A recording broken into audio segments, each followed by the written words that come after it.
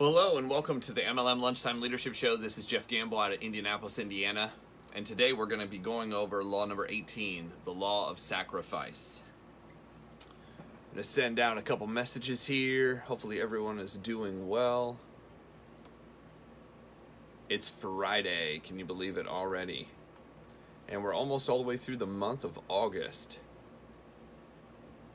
Insanity. It goes quick.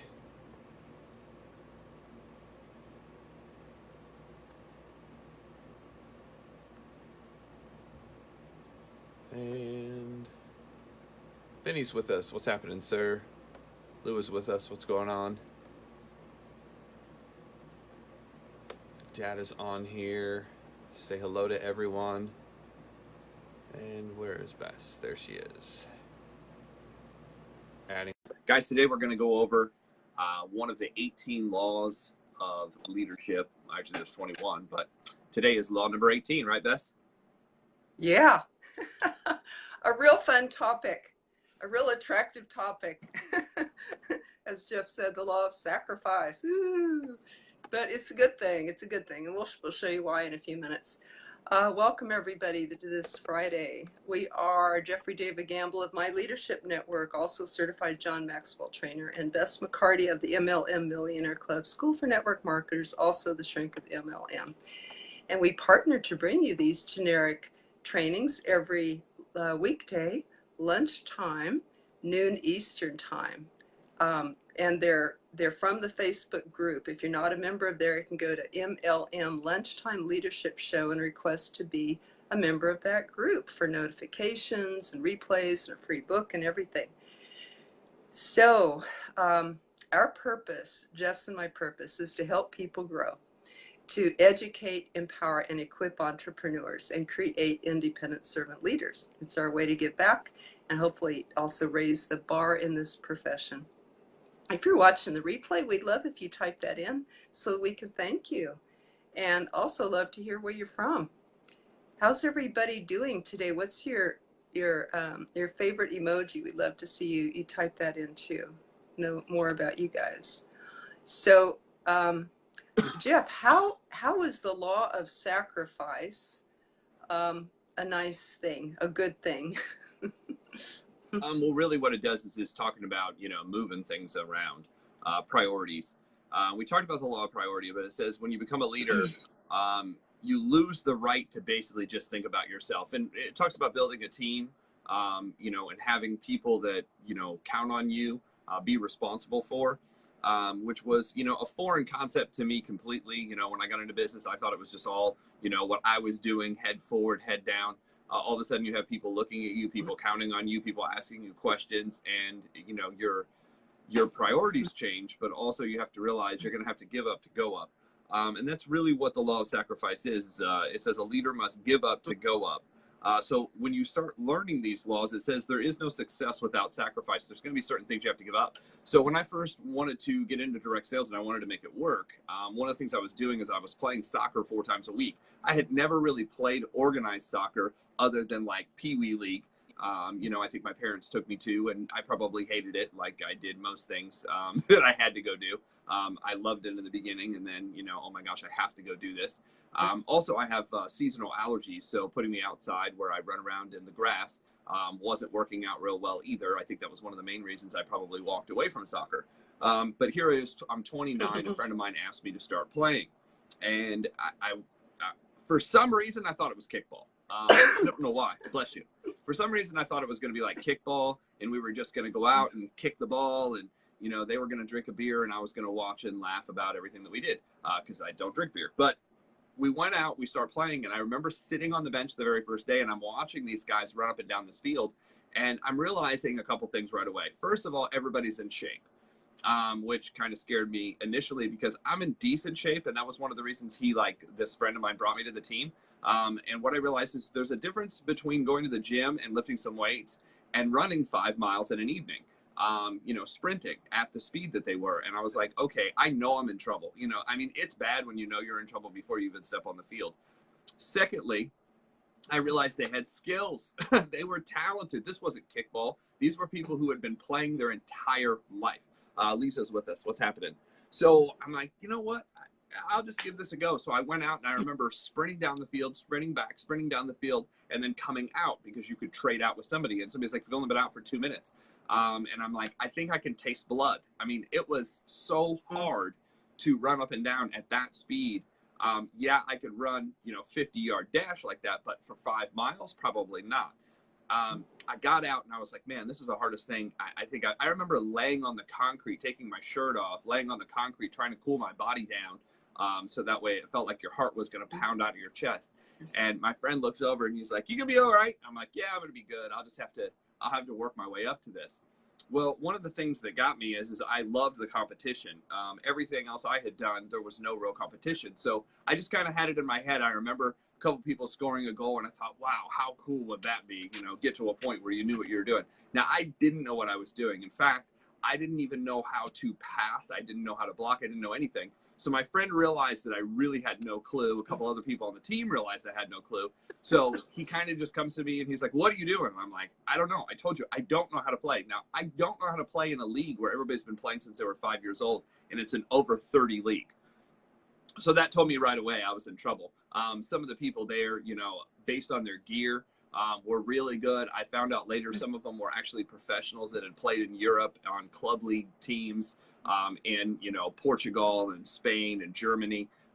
These people were extreme athletes. I mean, imagine the very first time you pick up a basketball, you're playing with NBA players, or you decide to do a pickup game of tennis and you're playing against somebody that's won a title. I mean, it was that bad. That was the level of horrible it was. So finally they just said, run into people. You're fast. If you just run into them, get in the way. See, I'm thinking, I don't know any of the rules. I'm thinking it's like basketball where if you run into them, you can create a foul. Like, I have no idea what the rules are or anything.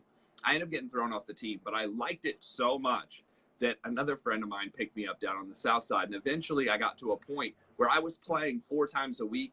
I figured out how it was going. It says, Jeff, the sound just cut off. I'm not really sure. I think that may be your connection on your end. Bess, are you able to hear me? I can hear you. Looks okay, like so, Lisa. Yeah, Lisa, you may be in an area. I'm not really sure. It may be your mic. It may be the sound on your phone. I'm not really sure. Julie just joined us. So I'm playing all the time, and I realize I end up getting involved in direct sales. So we start, working, and eventually what I realize is I have to make a choice. I have to make a choice. This thing that I've done for 5 years, this thing that I love doing, where basically all my friends were at. The majority of my friends that I had developed through playing, were part of these organizations, part of this group.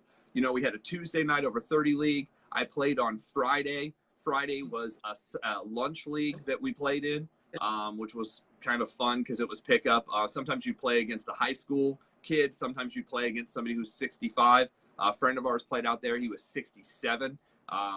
He played up until the time, I think he's 70 right now, still playing.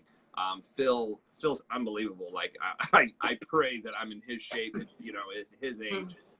Amazing. And he was playing competitively against all of us. I played Saturday. I played Sunday. I would sometimes play up to 4 games on Sunday. So this wasn't something that I was just, okay, I went, I bought the gear, I showed up, I had a pass for the year. But I had to make a choice. I had to make a choice. If I wanted to build my business, I needed Tuesday nights, and Tuesday nights was kind of where that was the main league that I was in. And I said, well, I have 2 choices. If I want to build and I want to go to the next level, I'm going to have to give up soccer completely, because there's no way I'm going to be able to play at the level I'm playing and build my business. So what I had to do is I went in and, that next season of play, I said, guys, I'm done. And they're like, I mean, it just didn't make any sense to some of them. They're like, how in the world can you give this up? This is what you do all the time.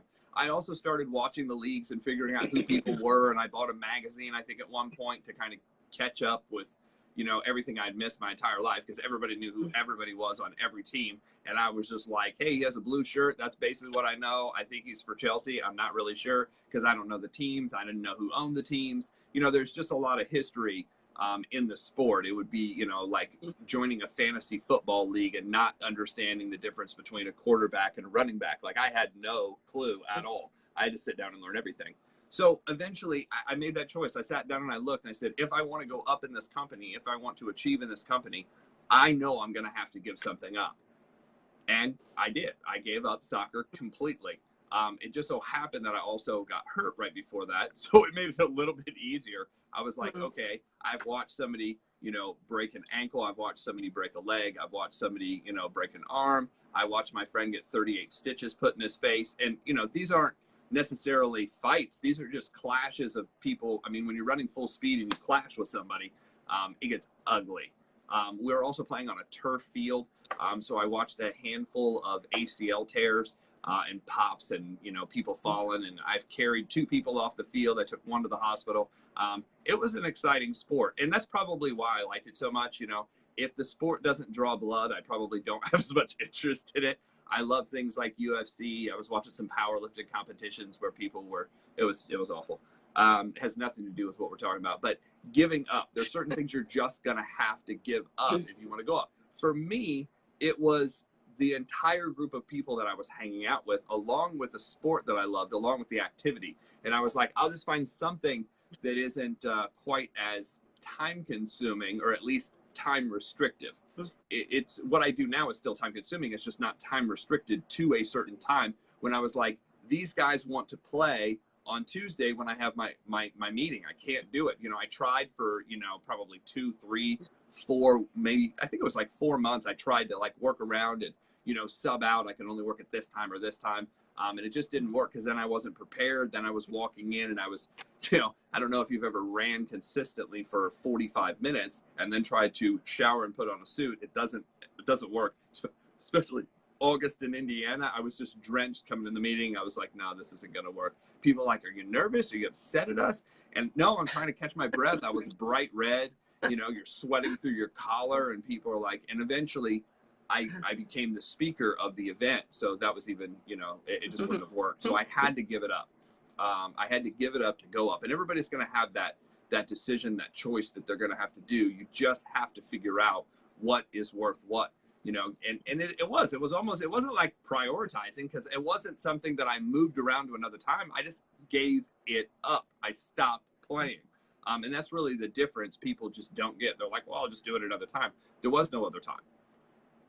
I had to change what I was doing. So leaders are often asked to give up more than other people. And you usually don't see that. And here's the thing. If they are a leader, they're probably not talking about it. They're not coming out and telling. I mean, this is a call where we're having those discussions. But in the mix of things, I wasn't telling people, hey, guys, the reason I'm building this business is I decided to give up.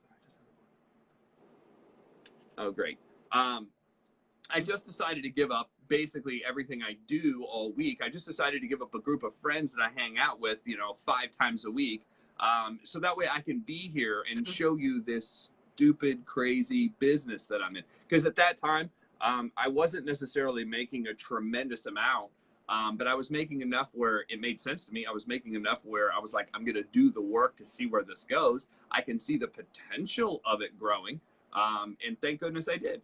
Because I went on to make about $220,000 with that company part-time, you know, and it exceeded $10,000 in some months. So it was a good time. Probably a good idea that I did that.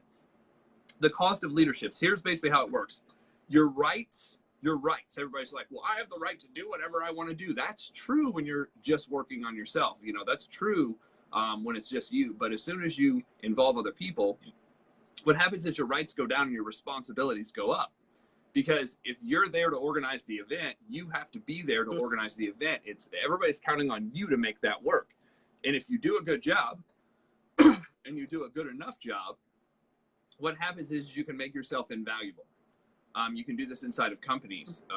You know, there are companies there's people who do so well at their company that have such a reputation at their company that when the company lets them go, the company made a big mistake. Because what happens is people build relationships with the people, and everybody in the company follows the person. Then all of a sudden that company has to pick up the phone and call that person back and say, we've made a major mistake. We realize that we didn't have a relationship with all these people. You did. So what is it going to cost us to get you back? I have more than one example of that happening. Just make yourself invaluable. The way you make yourself invaluable is treat people so well that they can't do without you. Mm-hmm. I mean, imagine being in that position. You've made yourself so bad, they can't do without you. They're like, whatever it's going to take. You know, I heard a recent study that 23% of companies have figured out that instead of giving money, people give people new titles and they congratulate them and give you a new plaque for the wall. 23% of companies are doing this now. That's why the corporate world is garbage.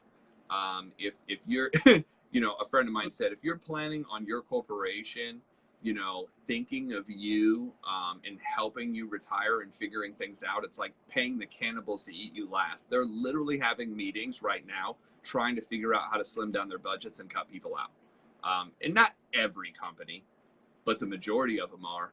I get those calls consistently. I've been a recruiter now for 20 years, and I will tell you the number of people who are calling me going, hey, they just let me go. I had no warning.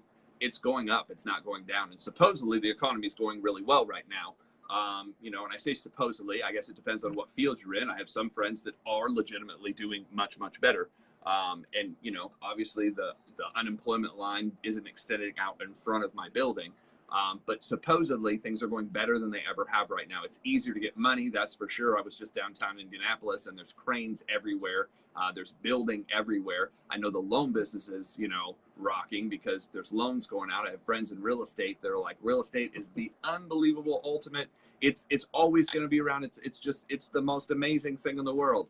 And I'm like, obviously you were not in real estate in 2006, 7, and 8. I'm watching people buy the, you know, insane cars and insane watches and insane houses again. The lifestyles are going up. So with all that going on, most people's eyes are big and they're thinking it's never going to end. What I'm asking is what are you willing to give up to keep that going?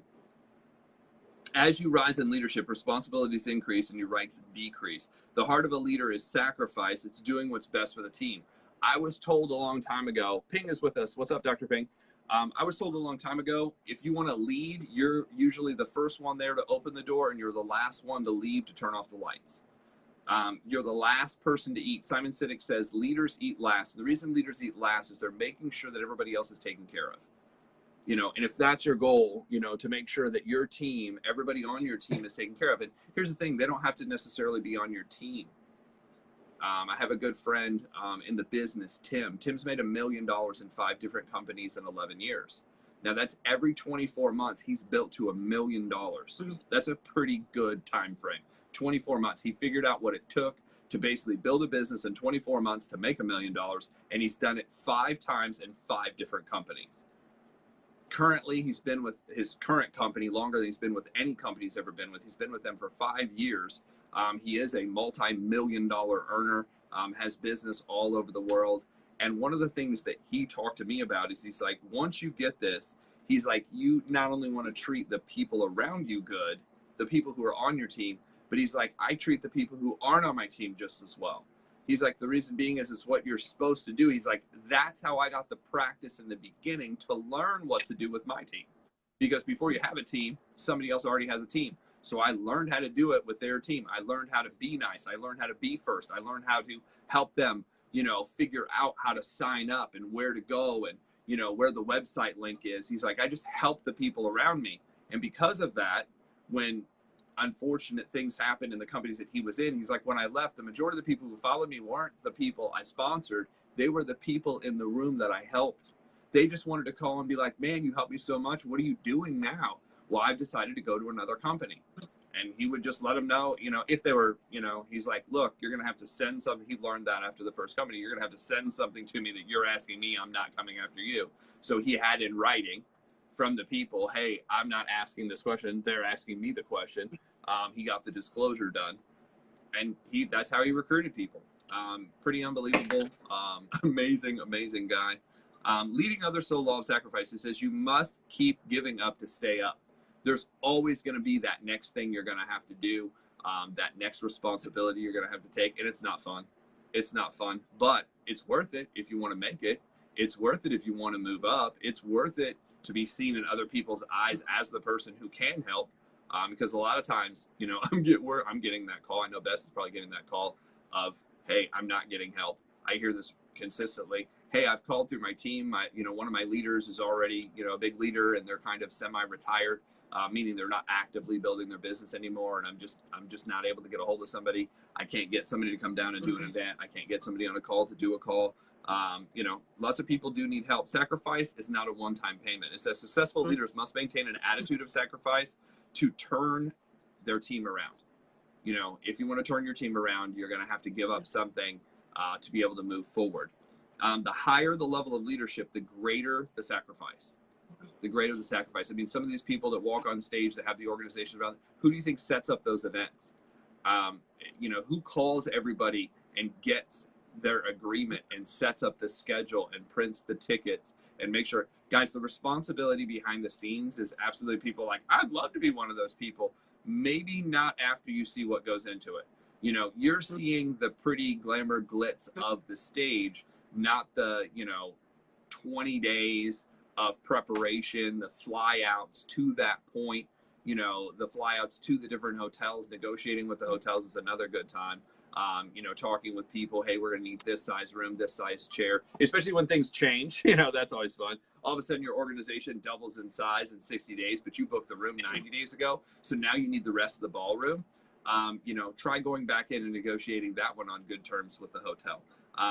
We've also done hotel meetings where one side of the building is 100 degrees and the other side is 40 degrees.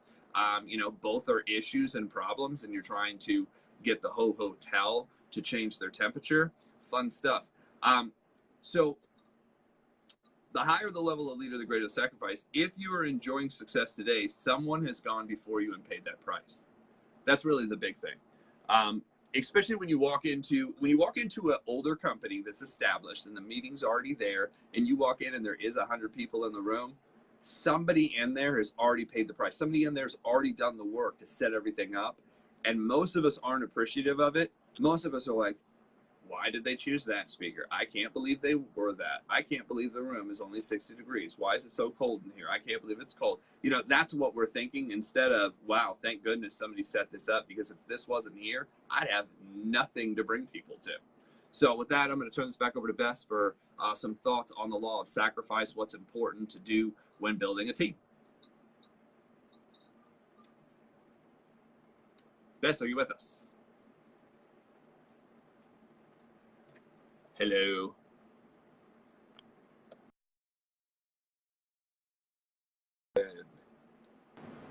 And it's back to me. Okay, so law of sacrifice. So when you're going in and you're going out and building your business, one of the first things that I think you have to sacrifice is your schedule of things that are convenient. What's convenient, what's not convenient. That's the first thing I see people having to sacrifice. They're going to have to sacrifice time with their significant other. They're going to have to sacrifice time with their kids. They're going to have to sacrifice time with television. Oh my gosh, you mean I might have to give up my show? Yes. Yeah, there was a period of time where I gave up TV. Why? Because it was more important to me to figure out how to build something so that way I had an income coming in, so that way later, it's like pay the price now so that way you don't have to pay the price of regret later. It was not fun. It says sacrifice is crucial for the team. Don't sacrifice yourself and your team. Don't sacrifice yourself. Right, yeah, exactly. You don't want to give up yourself. So those are just some of the things that I found that are necessities to be able to build a significant business. When we talk about that, money is another one. People are like, well, you're going to have to sacrifice probably some money. And the main money you're going to have to sacrifice is in travel to the places you need to go, obviously to the conferences you need to learn. Because people are like, well, I just want to learn how to do this, but I want to learn it sitting at home. I want to learn it so I don't have to go anywhere. Oh, well, that's somebody that I want to follow. I really want to follow somebody that's not willing to give up anything, that's not even willing to think about this. You're not even willing to get out of your seat, and you're trying to appear like somebody that we want to follow. That's not going to work. There has to be some level of sacrifice. So I was told whatever you want is probably the main thing you're going to have to give up in the beginning. So if you want time, you're going to have to give up time in the beginning. If you want money, you're going to have to give up money in the beginning. If you want to build amazing friendships all over the country, you're going to have to give up some friendships you might have right now that are not really productive. And all of us have a couple people that hang out with us because, Here's the thing: if it's a 95-5, and what I mean, if it's 95% of the time you're reaching out, if it's 95% of the time you're making the call, if it's 95% of the time you're sending the card, if it's 95% of the time you have the memories, and it's not them reaching out to you, what I can tell you is you're sacrificing too much in that situation to hold on. It's not really, it's a one-sided relationship, and a lot of us have those. So with that, I'm going to turn this back over to Bess. All is good. Okay, thanks. Somehow a call came in, even though I block calls. No problem. It knocked me off. So welcome. Welcome to all of you again. I'm glad to be back. Thank you, Jeff, for all of those insights and stories. And I'd like to welcome Joyce from Austin, Benny, Lou, Adrian, Denise, Henry, Alan, Lisa. Thank you for sharing with your group. Thank you for those who share with the groups. People really appreciate that. Share the lives. I want to welcome Kareem, Vicky, Nancy, Laura, and Jesse. Jesse says great content. Thank you. And Marilyn and Kirsten. Hope I got everybody here. So if you have questions, please type those in. We'll be taking questions in a little bit. I would like to personally give this law a subheading. And for me, I'm going to call it the law of upgrading, because I'm not really giving up. I'm trading out for something better. The only thing that I'm giving up is something that I'm trading it really for something that I want more. And sometimes that even includes giving up my ego, or giving up my small view, giving up my comfortable little box, giving up my selfishness in lieu of something bigger and greater that will ultimately bring me greater happiness and do more good in the world. Therefore, I'll feel good because I did what I came here to do, or I got to help other people, which feels a lot better than just helping myself. So ultimately, it's a selfish thing that I'm just trading out. And they say, you know, I just love telling again the story that they say that you can tell a maturity of a child, a 5-year-old child, if you offer them, say, do you want 1 cookie now or 3 cookies in 5 minutes? And see if they're able to trade that out, the lesser for the greater. How about us? Are we willing to do that? Are we willing to give up our own personal comfort to help another person? Parents know this very well, right? It's a tremendous joy to have a child, or for me to even have a pet, my dog Charlie. But I have to, when I go for walks, I have to wait while he wants to smell every little leaf. And, you know, we test each other's patience that way. But would I rather be without him so I could walk myself? No, I enjoy his company. I enjoy him as a pet. And parents know this. Sometimes they have to give up sleep, their own choice. They have to be interrupted constantly. And sometimes they need a break from that, but they're getting something invaluable, you know, a child to love and raise, and that they will know all their life, hopefully. So I do have what Jeff mentioned, what he gave up. You know, one of the things I know he gave up was soccer. There's many other things too that we give up in order to be servants. I know that for me, I used to do more service in my community and in my church and spend a little more time with my family. So those are some things I've had to cut back on in order to serve in this new way and serve as a coach and doing these leadership trainings and everything. I had to trade that out. You know, they taught me a lot of joy and teamwork, but now I'm trading it out for service in a different way, and maybe even reaching many more people thanks to the internet and these Facebook Lives than I could have in my own little community. I still love one-on-one, of course. I love my neighbors and my community. Yesterday, I ran across a story about giving up that I'd like to share with you. My friend Lloyd Williams told the story that recently he was on an airplane flying out of El Paso to go speak, I think, and he had a first-class seat.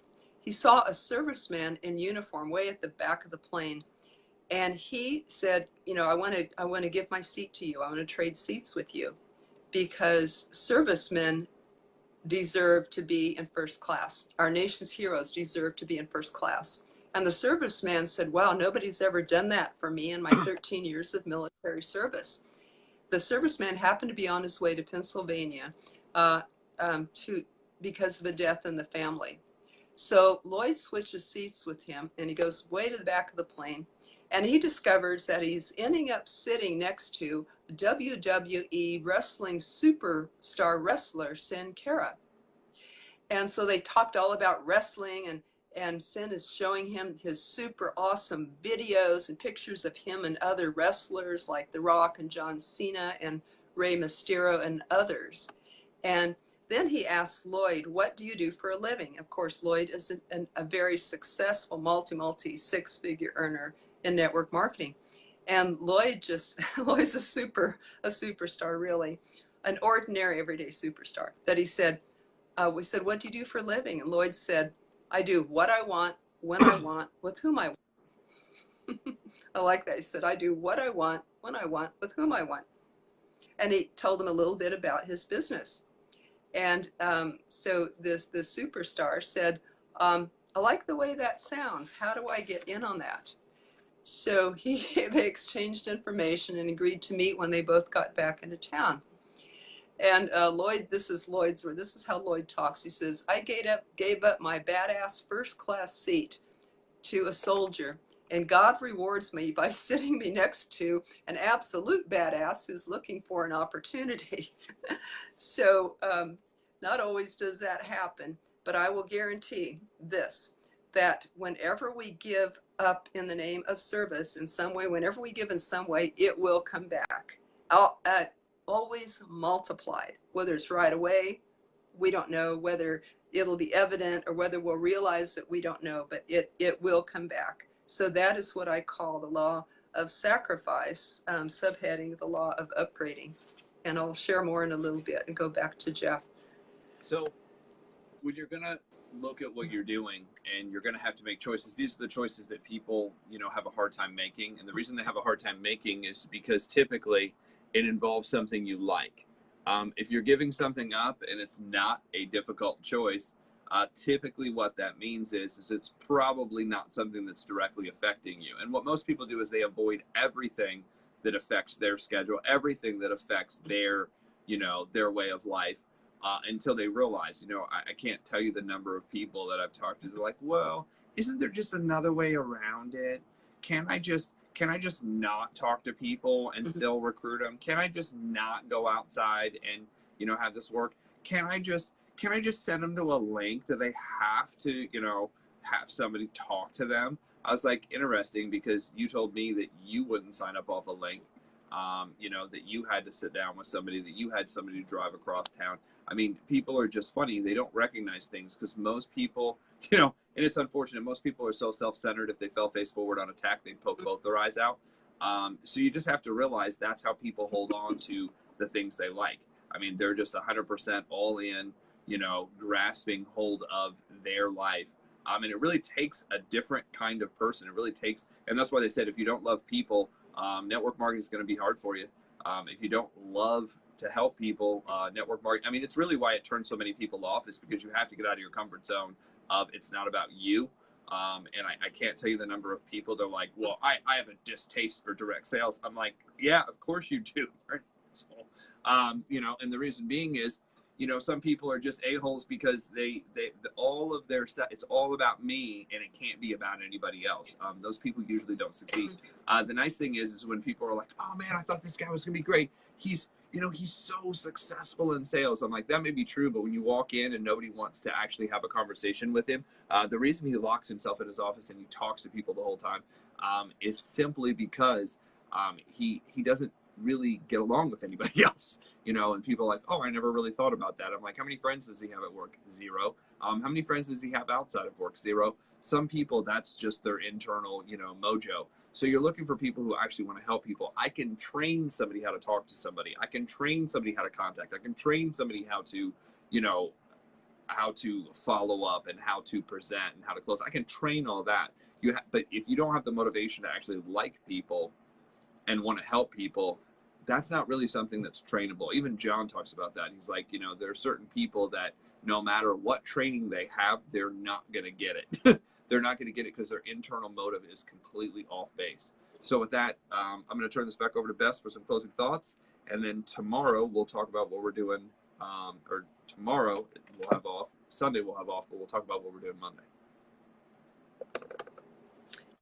Okay, oh, who has questions? Let's type those in now because we'll take questions in a minute. Love to hear your insights. What's your favorite takeaway that you got from this? If you're getting value, we'd love if you hit a comment, like, share, tag people that you know could benefit from it, because we do want to help more people. So I love you guys' comments and insights here. Another story for you, Martin Luther King. His widow, you know, he fought for freedom for Black people and equality, and he was attacked for that. So that's something he had to sacrifice, right? Is his personal privacy, even his safety, His widow said that the phone at times would ring just day and night, you know, people threatening to kill them, telling them to get out of town. But in spite of that, they felt inspired and even elated because they were given the energy and the inspiration to do their work. He was jailed many times. He was even stoned, physically attacked. His house was bombed, yet his vision and his inspiration continued. His last speech before he was killed he said, "It doesn't matter what happens to me now. I just want God's will." He said, "I've seen the promised land. I may not get there with you, but we as a people will get to the promised land." And that's what a leader does. They keep the bigger vision, much bigger than themselves. And I believe that he would have rather given, he would have, if it was a choice, he would have rather did what he did and help the people and die as a result, rather than not do it and live a life of safety, or not. But the cost of that would be not living up to what we know we could be doing. And one time Jeff said, Grant Cardone said, you know, if you could do more, should you? Should you? That's an individual decision. But how would take a walk down each road? If I went down the easy road, how would I feel? If I went down the challenging but more rewarding road, how would I feel? And make your choice, because we just have this life to work with. How will you use this life? So we must give up to go up. How to apply the law of sacrifice. Write down what you are prepared to offer for something even greater. Would this be your time? Would this be your limited view? Would this be your ego? And then eliminate the thinking that limits you. Eliminate the behavior. And write yourself a statement and a vision of ongoing growth. Sacrifice that little view, that little vision, for a greater vision. And that often includes the good of the whole, the good of the people versus the good of the self. And Benny says, my takeaway is when you are sharing with the person, the sharing will come back to you. It always does in one way or another. Sometimes it comes back to me immediately and how good I feel. You know, Tony Robbins' story, he took his last $20 or whatever to go to an all-you-can-eat, and he had a little money left over. You know, it was his last money in the world. Didn't know where his next money or meal was coming from, so he ate all he could, but he had a little money left over. A boy came in with his mom. He held the door for his mom. Tony was impressed with this young man, and he said, you know, he gave the young boy the money. He said, here, take your mom out to eat, you know, pay for your mom's meal. And the gift that he got back immediately was he felt freedom from his fear that he had walked in with. Oh, my last meal, my last money. I don't know where the next, you know, where my money's going to come from. Woe is me. He was in fear. But as soon as he gave that last bit of money away, it freed him up. He was now free of the fear, and he was elated. And of course, his life worked out, I think. So that was one of my favorite stories too. Get yourself. Sometimes the reward is immediate because you get free of the fear. If you are not yet a member of the MLM Lunchtime Leadership Show, check it out. It's a Facebook group. You can go there to request membership. You get a free book, replays, notices. We have replays for this on YouTube. The link is there. Closed captions for people that benefit from that. Since this is Friday, I'm going to mention a class that Jeff and I teach every Sunday, the Quick Start Basics for Network Marketers. It's 90 minutes. Can you give up 90 minutes? Can you sacrifice 90 minutes to drill over the basics in network marketing, the foundations that will get you moving fast and get your team moving fast? Can you give this to yourself? Do you have the discipline to go in and learn these again and again? The 10 core commitments that we go over, guaranteed, will be the foundation and all the important stuff that you need to move forward, include all the 7 skills that Eric Worre teaches. We'd love to have you. The way to find that is mlmmillionaireclub.com/basics. mlmmillionaireclub.com/basics. I'll also post a link. And back to Jeff. Edwin, what's happening? So guys, that's a wrap. That's what we had to go over today. The law of sacrifice. I hope you guys got a lot out of it. Monday, we're going to start with the law of timing. The law of timing, knowing when to do something. You know, I was told there's the science of achievement, and then there's the art of fulfillment. The science is what to say, and the timing is when. So that's what we're going to go over. I hope you guys have a great weekend. You know, take these lessons, apply them where you can. And where you can't, the next time around, you're going to get it at a whole new level. What I can tell you is all the lessons, you know, when you're learning them for yourself are one thing. But what they get really excited is when you actually have a group of people, a team to actually apply these to. It really, really happens. Lisa says, the laws build confidence. The Lord. Yes, that's true. I mean, it all ties together in your ultimate purpose. Benny said that his biggest takeaway is what to do when dealing with people. My takeaway is when you're sharing with a person, it's going to come back. So law of reciprocation, you know, go out and do the right thing. So that's what it's about. You guys have a great, great weekend. And we'll talk to everybody real soon. As always, we're here Monday through Friday, every day at 12 noon Eastern Standard Time at the MLM Lunchtime Leadership Show on Facebook, or you can join us live when we do the shows. Either way, they're also on YouTube for if you have a member we have quite a few members that are deaf and they're able to jump on YouTube. So with that, Bess, any last closing thoughts? Thank you each for being here. Have a great weekend. See how you can improve 1% every day. Then you end up improving 365%. Take one thing from today and put it into action today. And we love you. Thank you, guys.